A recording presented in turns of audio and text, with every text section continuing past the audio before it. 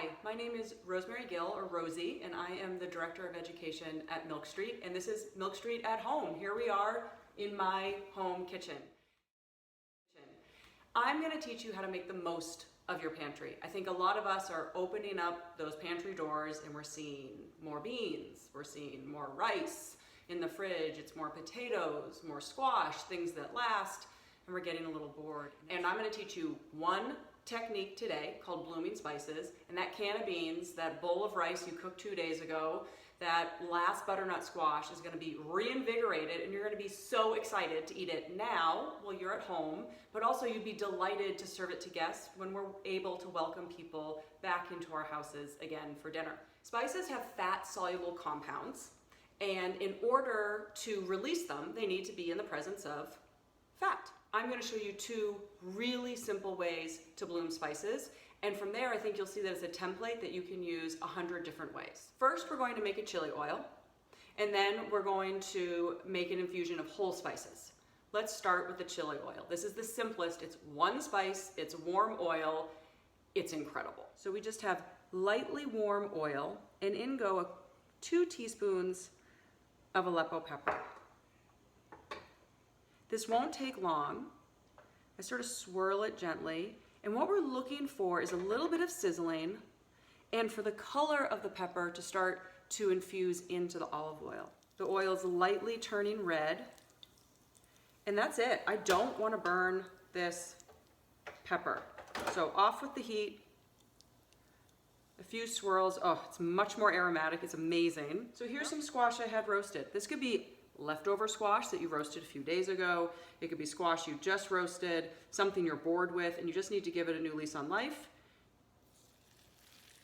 Sprinkle a little lemon juice, and I always like a fresh herb.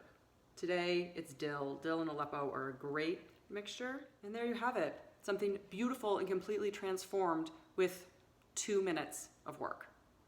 I'm going to show you now when I would choose to use whole spices, and mostly it has to do with texture.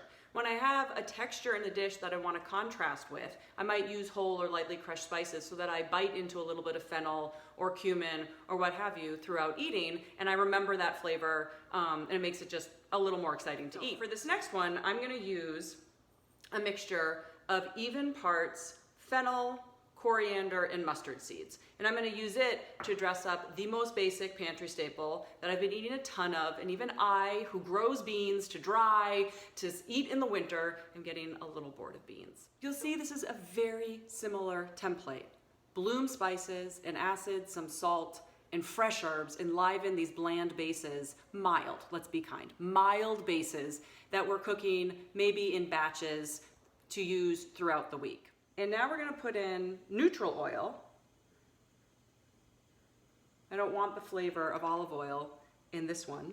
And I'm going to add my slightly crushed fennel, coriander, and mustard seeds. Smell it at the beginning, so you have that base for the cue when it becomes fragrant. Makes no sense when they're already fragrant to begin with, like spices are. And slowly swirl. So they're sizzling. You can probably hear, you can see. And now I want to add just a little bit of red chili flake for heat.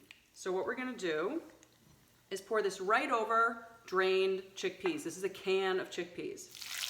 You can hear that sizzle, that's great. Immediately add a little salt, give it a stir, lemon. Now for the last part of our template, we'll use cilantro. Dill last time, cilantro this time. And there you go. You've transformed that can of chickpeas with other pantry staples.